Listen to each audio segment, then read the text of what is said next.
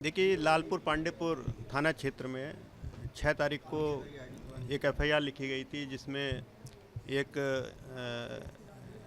19 वर्षीय लड़की के द्वारा 29 तारीख से 3 तारीख के मध्य में अलग अलग दिनों में अलग अलग मित्रों और उनके सहयोगियों के द्वारा गलत कार्य करने की एफआईआर दर्ज कराई गई थी।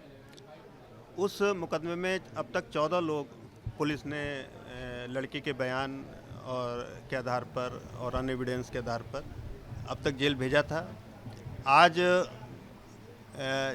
जो लोग इस मुकदमे में नामजद थे या जिन लोगों को के नाम प्रकाश में लाए गए हैं, उनके परिजन और तमाम समाज सेवी संगठनों से जुड़े हुए लोग यहाँ पर मेरे कार्यालय आए थे और एक ज्ञापन दिया है, जिसमें उन्होंने तरह तरह की इस तरह की एविडेंस दी हैं, जिससे ये प्रूव हो रहा है कि 29 मार्च से और 4 को जब वो बरामद हुई है, इस मध्य वो लड़की स्वतः इंस्टाग्राम पर अपने वीडियो अपलोड की है। इस दौरान वो विभिन्न घाटों पर प्रसन्न चित्त मुद्रा में घूमते हुए दिखाई पड़ रही है। एक वीडियो में वो लड़की अपने 2 दोस्तों के साथ अपनी मर्जी से घूमती हुई दिख रही है मोटरसाइकिल पे। सर, ये वो वही वीडियो है क्या जो कॉन्टिनेंटल कैफे के नीचे का बताया जा रहा है? नहीं, अब ये जांच का बिंदु है, ये वीडियो कहाँ के हैं और कौन से वीडियो हैं। कुल मिला के परिजनों का ये कहना है कि लड़की स्वतंत्र रूप से इस अवधि में घूम रही है, प्रसन्न चित्त मुद्रा में घूम रही है। कहीं से भी वो नशे में या बंधक बनी हुई नहीं है, जैसा एफआईआर में आरोप लगाया गया है। घर वालों का ये भी आरोप है कि एफआईआर में लड़की ने स्वतः ये लिखाया है कि 29 तारीख को रेप करने के उपरांत वो लड़की जो उसका मित्र था, उसने उसको छोड़ दिया था। अगले दिन वो नए परिचित दोस्त से मिलती है, उसने उसको गलत काम करके नदेसर में छोड़ दिया था। एक दिन आईपी मॉल पर वो उसको छोड़ दिया गया था, एक दिन 80 घाट पर उसको छोड़ दिया गया था, एक दिन वो बीच में इस अवधि में अपनी सहेली के घर रही है। तो इस प्रकार पूरी इस अवधि में वो 7 या 8 बार स्वतंत्र थी, फ्री थी, उसके साथ कोई नहीं था। वो चाहती तो वो पुलिस को सूचित कर सकती थी, अपने घर जा सकती थी। जिन स्थानों पर उसको छोड़ा गया है, एफआईआर में भी ये चीज़ लिखी है, वो स्थान उसके घर के बहुत नज़दीक हैं। उसकी सहेली का घर भी उसके घर से मात्र 500 मीटर की दूरी पर है। वो अपनी सहेली को भी ये बातें बता सकती थी, अपने घर भी जा सकती थी, 112 नंबर को भी कॉल कर सकती थी या शोर शराबा भी मचा सकती थी। लेकिन जैसे 80 घाट पर पुलिस चौकी वहीं पर बनी हुई है, आईपी मॉल पर के से भी थोड़ी दूरी पर पुलिस की चौकी है, वहाँ पुलिस की पेट्रोलिंग भी रहती है। घर वालों का आरोप है कि उस अगर जो बंधक बनाने की बात है और जो कंटिन्यूस रेप की बात है, ये एकदम फर्जी है। ये इस तरह के इसकी जांच गहराई से होनी चाहिए। इस तरह के आरोप घर वालों ने लगाए हैं।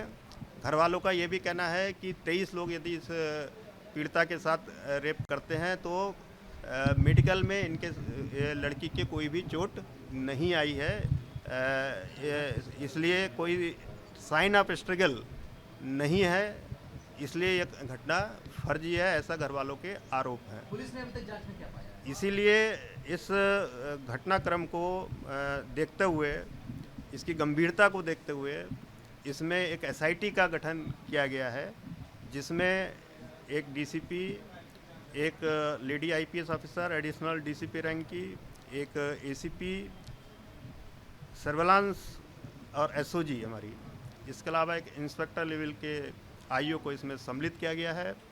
ये जो भी बिंदु उठाए गए हैं घर वालों के द्वारा, उन सभी बिंदुओं पर जांच करेगी और जो भी कॉन्ट्रडिक्शंस हैं उस पर गहराई से जांच करेगी। जो वीडियोज़ दिए गए हैं, जो इंस्टाग्राम पोस्ट दिए गए हैं, जो चैटिंग दी गई है, एक जिसमें लड़की स्वतः कह रही है कि मैं कैफ़े पहुंच रही हूं, अपने मित्र से चैट करके कह रही है, और बाद में उसी पर रेप का आरोप लगा रही है। 2 अप्रैल का वो चैटिंग है, उसकी भी पुलिस जांच करेगी सत्यता की। और अभी एक महिला ने ये भी बताया, इस दौरान वो ईद की सिमई खाने भी उसके घर पहुंची है, 1 या कोई 2 तारीख बताया है महिला ने, जिस अवधि में वो अपने को बंधक बता रही है।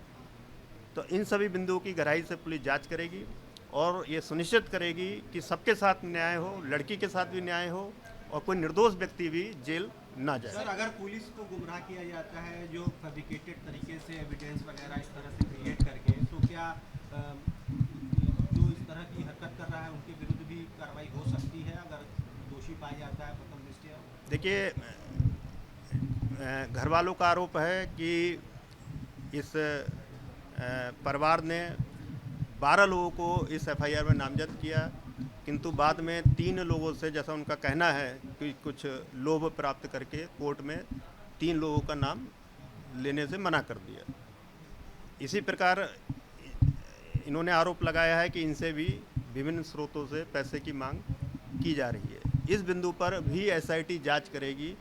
यदि कहीं एक्सटॉर्शन रैकेट के तहत ये एफआईआर लिखाई गई है लोगों को ब्लैकमेल करने के लिए, तो निश्चित रूप से जो लड़की, जो भी लोग इसमें सम्मिलित हैं, चाहे उसके पेरेंट्स हों, चाहे उसके मित्र लोग हों, चाहे कोई रैकेट हो इसके पीछे, उन पर अगर इसके एविडेंस मिलेगी इस तरह की, अभी ये केवल आरोप है, एविडेंस मिलने पर निश्चित रूप से ऐसे लोगों पर भी कार्रवाई की सर, एक जाएगी। सवाल और भी हो रहा था कि जैसे तरह तरह के रैकेट की बात आ रही थी, जो एक्यूज को और भी ज़्यादा इस पे गुनाहगार साबित कर रहे थे, सेक्स रैकेट, ड्रग्स रैकेट, तो इस और लगातार आपकी लोग की तरफ से हुक्का और बार वगैरह पे कार्रवाई भी लगातार राइट जारी है, तो क्या लग रहा है अभी इस दिशा में कुछ अभी मिल पाया है?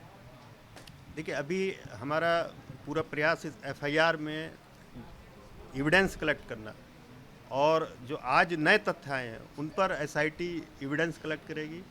इसके साथ ही जो आपने कहा कि हुक्का बार के बारे में या कोई इलीगल, तो इस बारे में भी एक टीम गठित करके, जिसमें पुलिस, मजिस्ट्रेट और टूरिज्म विभाग के लोग सम्मिलित रूप से इस तरह की जांचें करेंगे। पुलिस ऑलरेडी पिछले 2-3 दिन से इस तरह के स्थानों पर रेड डाल रही है ताकि कहीं पर कोई अनैतिक कार्य न हो सर, पाए। एक अंतिम सवाल है कि लड़की की क्या स्थिति है सर?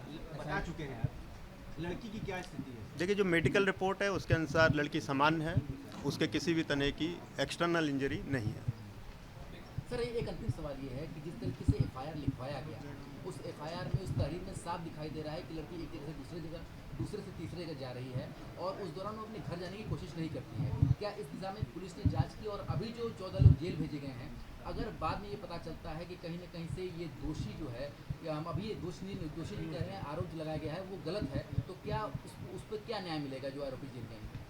देखिए, एसआईटी अपनी पूरी जांच करेगी। एसआईटी को 1 महीने का समय इसके लिए दिया जा रहा है, और जांच के उपरांत अगर ये पाया जाता है कि कोई निर्दोष व्यक्ति जेल चला गया है, उसको गलत तरीके से फंसाया गया, तो निश्चित रूप से उसको हम न्याय दिलाएंगे, और जो उसमें कोर्ट में हम क्लोजर रिपोर्ट उसके खिलाफ देंगे, जैसा विवेचना में होता है। एसआईटी का बना ही इसीलिए जा रही है कि हर पक्ष की इसमें बात सुनी जाएगी, केवल पीड़िता की बात तो सुनी ही जाएगी, उसकी एविडेंस भी ली जाएगी।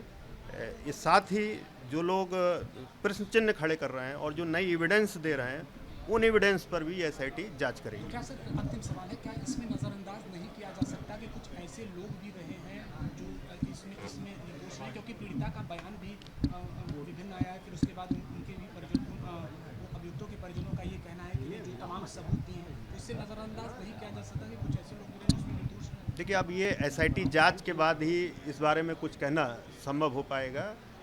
एसआईटी पूरे विस्तार से सभी बिंदुओं पर जांच करेगी, और जब एसआईटी की रिपोर्ट आएगी तो इस संबंध में मीडिया को ब्रीफ किया जाएगा। न्यूज नेशन अब व्हाट्सएप पर खबरों की ताजा अपडेट के लिए न्यूज नेशन के इस क्यूआर कोड को स्कैन करें